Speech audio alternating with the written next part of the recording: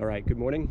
It is August and it's a hot morning here in Prague, and today I want to give a review, a long-term review of my 2020 Specialized Epic Hardtail.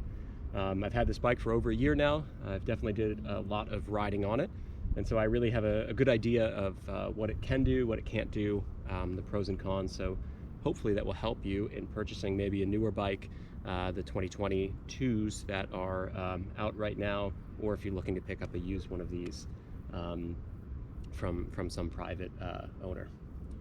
Okay, so let's get started. So it is fully stock. I think I swapped out the grips. I added some Crank Brother flat pedals to it, as well as a custom saddle that's a WTB Volt. So those are the only three things that didn't come with the bike. The rest is all still stock.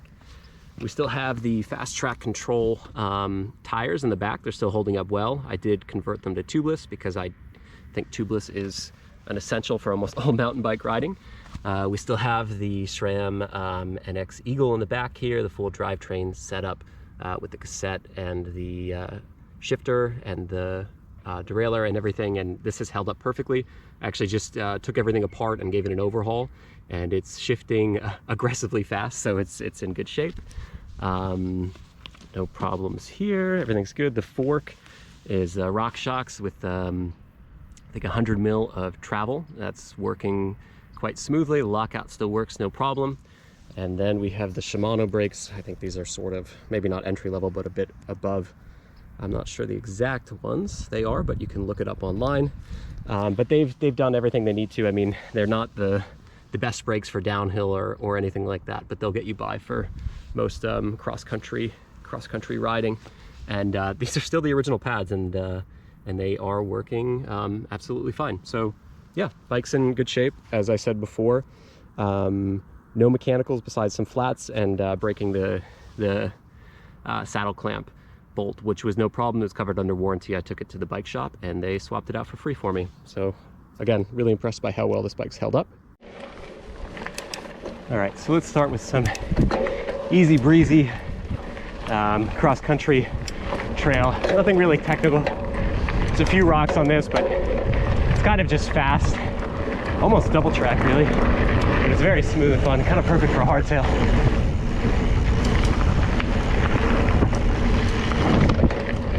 There's like a little drop here. Oh, there's the sheep fence. A little drop. And the hardtail allows you to really pump the bike through flowy stuff like this, which I really love.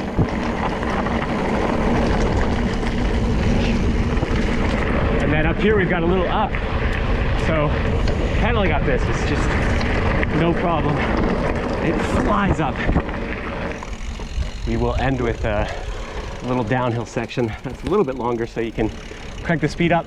I actually have an Epic Evo, which I much prefer because it has a dropper, another 20 mils of suspension up front, and yeah, so this is going to be a little bit sketchier than I'm used to, but you know, should still be okay. And here's the little drop.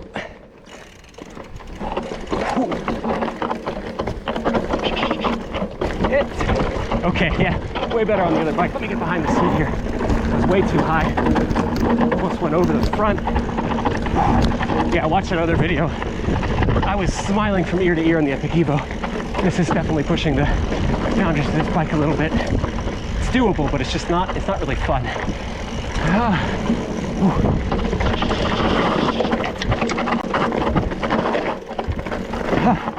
Yeah, okay. Now we really see the benefits of full suspension and bigger fork, a little bit different of a stance. That was, I feel like I almost fell like 3 times. Maybe it's user error, maybe it's the bike. Go watch the other video, you be the judge for it.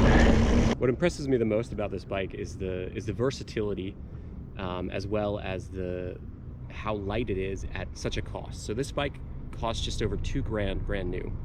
It comes with one of the lightest hardtail carbon frames that are on the market, and right now it's basically set up as a, you know, maybe entry-level race bike.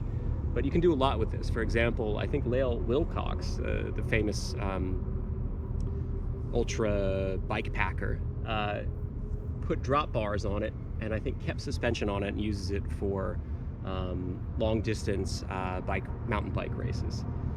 I would say that on the other hand, since this still has a somewhat modern geometry, you could widen the bars, put a little bit more aggressive brakes on it, and even, you know, probably size up the shock from the 100 millimeter maybe to a 110 or a 120. So the fact that you can kind of go in between that or keep it as a rigid, you know, solid cross-country race machine is really incredible. And that impresses me, especially at the price point. So I think if you're just kind of getting into enthusiastic mountain bike racing, maybe doing like a little bit of racing, I can't think of a better bike to sort of start with. You can start with the setup, you know, run through all the equipment, keep the frame, since Specialized I think does a lifetime warranty on their frames, and just switch things out as you see, you know. So if you want to do a little bit more aggressive riding, put a better fork on it. If you find yourself more into endurance, I don't know, hell, put drop bars on it, or even a rigid fork in the front and keep the flat bars. I really think you could go any of those ways and it wouldn't be odd, right? It would still work with the frame that makes this bike so nice. It's a good bike. That's it. Thanks.